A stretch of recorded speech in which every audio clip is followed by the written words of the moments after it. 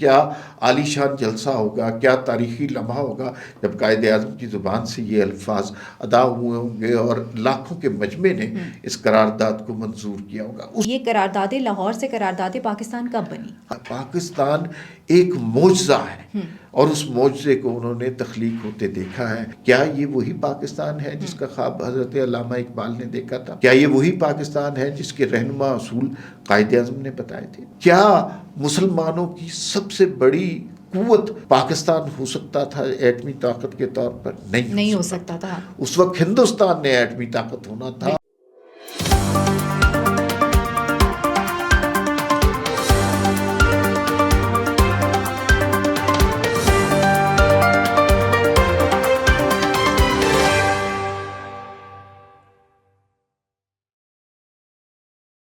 السلام علیکم، میں ہوں آپ کے ساتھ رمشا عارف اور آپ دیکھ رہے ہیں پروگرام وی ٹاک۔ عمار صاحب میرے ساتھ موجود ہیں۔ ناظرین، آج ایک بڑا اہم دن ہے، یعنی 23 مارچ۔ 23 مارچ کا وہ یادگار دن ہے جو 1940 میں ہماری ایک قرارداد منظور ہوئی تھی، یعنی کہ وہ ایک خواب جو ہے اس نے حقیقت کا روپ دھارا تھا، ایک قوم نے ایک عزم کیا تھا، ایک منزل کا تعین کیا تھا۔ یہ وہ تاریخی دن ہے جو ہم سب کو 23 مارچ 1940 کی یاد دلاتا ہے۔ آج کے پروگرام میں ہم یہی ڈسکس کریں گے کہ قرارداد پاکستان کیا تھی اور اس کی اہمیت کیا ہے۔ اسی موضوعات پہ آج کے پروگرام میں بات ہوگی۔ ویلکم ٹو دا شو عمار صاحب۔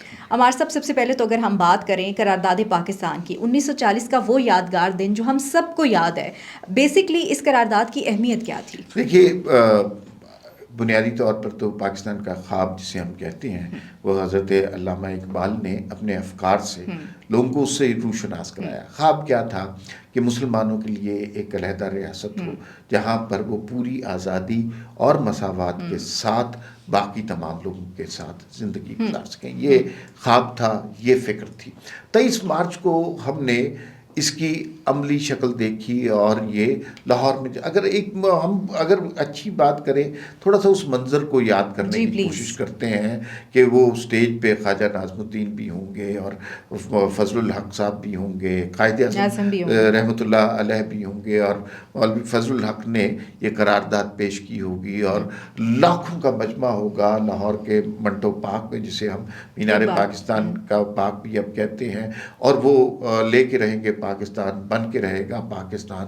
پاکستان کا مطلب کیا؟ لا الہ الا اللہ، یہ نعرہ اس وقت لگ رہا ہوگا، لاکھوں کا مجمع ہوگا، قائد اعظم کی شخصیت سے لوگ مسحور ہوں گے۔ اور قائد اعظم جب کوئی لفظ کہتے تھے، وہ چونکہ انگریزی بولتے تھے، بہت سارے لوگوں کو بات سمجھ نہیں آتی تھی، لیکن ان کی لہجے کا روب، تاثر ایسے تھا کہ وہ بات لوگوں کے دلوں میں گھر جاتی۔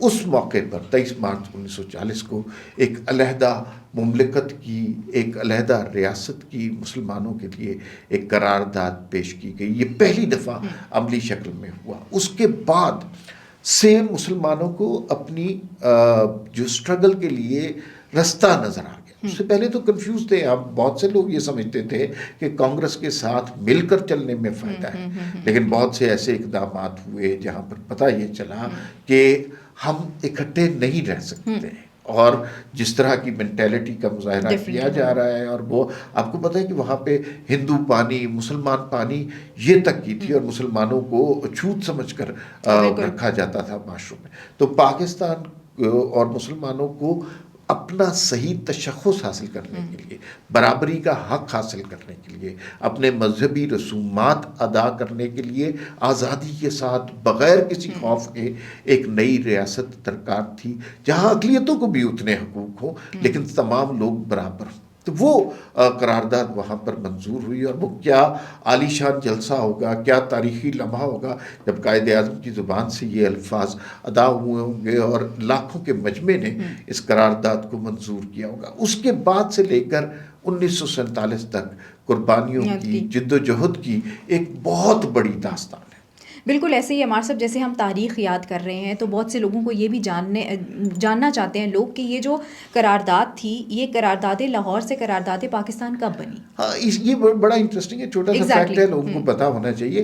یہ پہلے ہم اسے قرارداد لاہور ہی کہتے ہیں، لیکن 1956 کے اندر یہ ڈیسائیڈ کیا گیا کہ اس قرارداد لاہور کو ہم قرارداد پاکستان کریں گے۔ تو اس کا نام اس وقت سے تبدیل ہوا، اور پاکستان چونکہ مارز وجود میں آ چکا تھا، اس وقت تک وہ خواب جو علامہ اقبال نے دیکھا تھا، وہ منزل جس کے لیے حضرت قائد اعظم نے اسٹرگل کی تھی، وہ تعبیر بن چکی تھی. ہم بڑے مشکل مراحل سے گزر رہے تھے. ہماری زندگیاں بحیثیت ریاست کے آسان نہیں تھی، اس لیے کہ زیادہ تر ہمارے مالیاتی معاملات تو ہندوستان میں رہ گئے تھے. ہم ویسے بے سر و سامان ہو کر یہاں پر آگے تھے، لیکن اس زمانے کے لوگوں میں کمال جذبہ تھا. لوگ انتھک محنت کرتے تھے، لوگ قربانیاں دیتے تھے. جو ہجرت کر کے آتے تھے ان کے لیے لوگ اپنے دلوں کے اور گھروں کے دروازے کھول دیتے تھے. تو وہ ایک جذبہ حب الوطنی تھا جو ہر جگہ نظر آتا تھا، ہر اقدام میں نظر آتا تھا. تو اسی جذبے کے تحت ہم نے 1956 میں اسے قرارداد پاکستان کہنا شروع کر دیا. میں بہت سے ایسے بزرگوں سے ملا ہوں جو اس وقت حیات تھے. وہ اب بھی جب اس لمحے کا ذکر کرتے ہیں، ان کے جو ہے نا سر فخر سے بلند ہو جاتے ہیں، سینہ تن جاتا ہے، اور وہ یہ آنکھیں جو ہے نا اشک بار ہو جاتی ہیں، اس لیے کہ انہوں نے پاکستان کو معرض وجود میں آتے دیکھا. پاکستان ایک معجزہ ہے اور اس معجزے کو انہوں نے تخلیق ہوتے دیکھا ہے. اور رمضان المبارک کا مہینہ تھا، 27ویں کی رات تھی، جب لوگوں نے یہ جملہ سنا ہوگا کہ یہ ریڈیو پاکستان ہے رات کے 12 بجے. تو آپ اندازہ کیجئے کروڑوں مسلمانوں کی خوشی کا کیا عالم ہوگا. خوشی دیدنی تھی عمار صاحب، وہ ہمیں چیزیں نظر بھی آتی ہیں اس ٹائم پہ. اچھا عمار صاحب، ہم دیکھتے ہیں کہ ظاہر ہے یہ قربانیاں تھیں اور ہمارے بزرگوں نے بہت قربانیاں دیں. 23 مارچ ہم مناتے تو ہیں، 23 مارچ کو ہم ایز این پریڈ مناتے ہیں. ہم دیکھتے ہیں کہ لوگ بہت زیادہ جو ہے وہ ملی نغمے گا رہے ہوتے ہیں، اس کو پراپر سیلیبریٹ کر رہے ہوتے ہیں. لیکن کیا یہ صرف سیلیبریشن رہ گئی ہے کہ ہم اس کے اصل مقاصد تک بھی پہنچ سکیں؟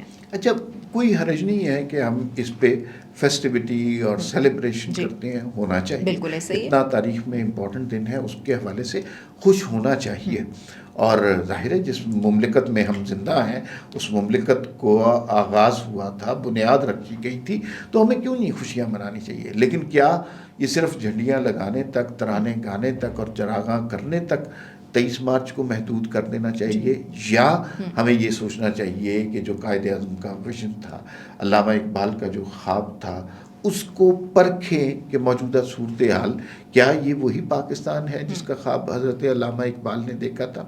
کیا یہ وہی پاکستان ہے جس کے رہنما اصول قائد اعظم نے بتائے تھے؟ تو میں آپ کو کچھ باتیں ایسی ہیں جو تکلیف دہ، ظاہر ہے تکلیف دہ باتیں ہوتی ہیں، لیکن ساری باتیں تکلیف دہ نہیں ہیں. مطلب اگر ہم یہ کہیں کہ قانون کی عملداری اس طرح ہو گئی جیسے قائد اعظم جیسے اصول پسند کی خواہش تھی، تو اس میں بہت سکون ہے، بہت زیادہ ہے. جمہوریت نے اتنی پنپ گئی ہے جیسے خواہش تھی وہ نہیں ہوئی. تو وہ کچھ کیے ہیں ہمارے ہاں اقلیتوں کے ساتھ شاید ویسا برتاؤ نہیں کیا جا رہا جس طرح کا قائد اعظم کی خواہش تھی. انہوں نے بڑے کلیئرلی 11 اگست کو اقلیتوں کے حقوق کے بارے میں بات واضح کر دی تھی. لیکن کچھ جو اچھی باتیں، یہ تکلیف دہ باتیں ہیں، ان کے اوپر کام کرنا چاہیے. قومیں اپنے آپ کو ایوالو کرتی رہتی ہیں، بہتر کرتی رہتی ہیں. کچھ باتیں آج کے موجودہ دور کے حوالے سے دیکھیے. آج کے دور میں کیا ہو رہا ہے؟ آج کے دور میں بھارت اور اسرائیل کے ملی بھگت سے امریکہ نے ایران کے اوپر حملہ کیا. بھارت کی دہشت گردی اور اس کی سازشیں ہمیں افغانستان سے پاکستان میں نظر آ رہی ہیں. تو سوچئے کہ کتنا درست مطالبہ تھا 1940 میں. اگر ہم اس وقت یہ مطالبہ نہ کرتے، بہت سارے لوگ اب بھی یہ بات کرتے ہیں جو بالکل غلط ہے کہ نہیں شاید ہمیں الگ نہیں ہونا چاہیے تھا، لیکن کتنا درست مطالبہ تھا.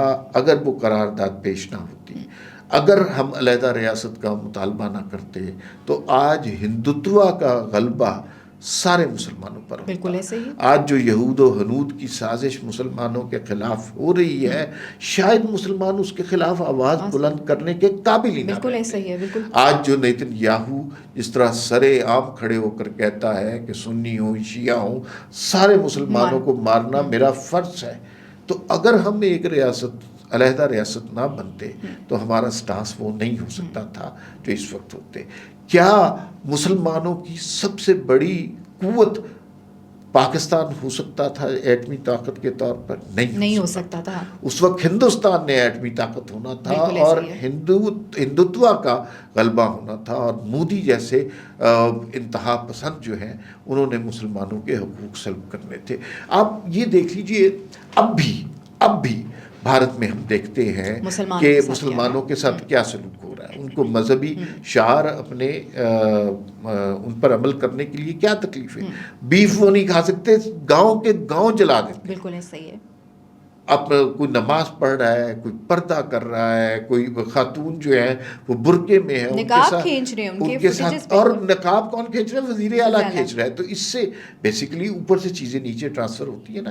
تو وہ وہاں پر جو نفرت ہے مسلمانوں کے خلاف، وہ بات ہمیں آج ان بڑے لوگوں کا ویژن جو ہے درست نظر آتا ہے، جنہوں نے 1940 میں یہ ڈیسائیڈ کر لیا تھا کہ ہم ان کے ساتھ نہیں رہ سکتے. یہ ایک چالاک عیار قوم ہے اور ان کا مقصد یہ ہے کہ مسلمانوں کو ان کا حق نہ دے. مسلمانوں کو اگر اپنا حق حاصل کرنا ہے تو اس کے لیے الگ ریاست درکار ہوگی، اور وہ الگ ریاست بھی ایسی مبارک محترم ہوگی کہ جس کا نام پاکستان ہوگا. بالکل ایسا ہی، اور جس کا مطلب ہوگا لا الہ الا اللہ. اچھا عمار صاحب، ہم نے دیکھا کہ قرارداد کی اس قرارداد کی اہمیت کو ہم اجاگر کر رہے ہیں. تو اگر میں آپ سے یہ سوال کروں کہ اس ٹائم پہ، اس وقت میں اگر ہمیں کوئی ایک نئی قرارداد لے کر آئیں تو ہمارا کیا مطالبہ ہونا چاہیے؟ بالکل مطالبہ کوئی نیا نہیں ہونا چاہیے. آج کے دن کے حوالے سے ہمیں صرف تجدید عہد کرنا ہے. بالکل ایسا ہی. ہم نے ان رہنما اصولوں کو یاد کرنا ہے جو ہمیں 1940 میں دیے گئے تھے. ہم نے کوئی نئی چیز ایجاد نہیں کرنی. اور اس وقت یاد کیجئے کہ بنیادی طور پر مسلمانوں کو 3 اصول دیے گئے تھے: ایمان، اتحاد اور تنظیم. بالکل ایسا. اور یہی چیز آج کل کے معاشرے سے مفقود ہوتی جا رہی ہے. یہی چیز آج کل نظر نہیں آتی آج. لیکن اس کی ضرورت ہے کہ اگر آپ نے ہندوستان جیسے دشمن کا مقابلہ کرنا ہوتا ہے جو آپ سے کئی گنا بڑی طاقت ہے، تو آپ ایمان کی طاقت پہ کرتے ہیں. اگر آپ نے دشمن کی سازشوں کا، چیرہ دستیوں کا مقابلہ کرنا ہے تو اس کے لیے آپ کا متحد ہونا بہت ضروری ہے. سیاسی اختلافات یہ سب کچھ اپنی جگہ ہیں، لسانیت، صوبائیت، یہ ساری اپنی جگہ ہیں، لیکن اور یہ ساری دنیا میں ہوتی ہیں، لیکن جب نام آئے ملک کا تو پھر آپ کو اس کے تحفظ کے لیے، اس کی سربلندی کے لیے، اس کے وقار کے لیے آپ سب لوگوں کو متحد ہونا ہے. اور پھر تنظیم. ہم گروہوں میں بٹے ہوئے ہیں، ہمارے چھوٹے چھوٹے ذاتی مقاصد ہیں، کہیں سیاسی مقاصد ہیں، کہیں لسانی مقاصد ہیں، کہیں صوبائی مقاصد ہیں. تو ہمیں منظم ہونے کی ضرورت ہے. یہ 3 اصول ہیں جو 1940 میں دے دیے گئے تھے، اور انہی اصولوں کے تحت اگر ہم آنے والے پاکستان کو ترتیب دے سکے تو پاکستان بہت اسٹرانگ، بہت خوبصورت اور بہت مضبوط ملک ہوگا. بالکل ایسا ہی ہے. بہت شکریہ عمار صاحب وقت دینے کے لیے. ناظرین، یہ جو دن ہے 23 مارچ 1940 کا جو دن ہے، جو ہمیں یہ تاریخ یاد دلاتی ہے، یہ تجدید عہد کا دن ہے، تجدید وفا کا دن ہے. یہ ایک تاریخ نہیں ہے، یہ ہم سب کی ذمہ داری ہے کہ ہم پاکستان کی سربلندی کے لیے، پاکستان کے وقار کے لیے مل کے ساتھ کام کریں، کیونکہ اس پرچم کے سائے تلے ہم ایک ہیں، ہم ایک ہیں. پاکستان زندہ باد. مجھے اور عمار صاحب کو اجازت دیجیے. اللہ نگہبان.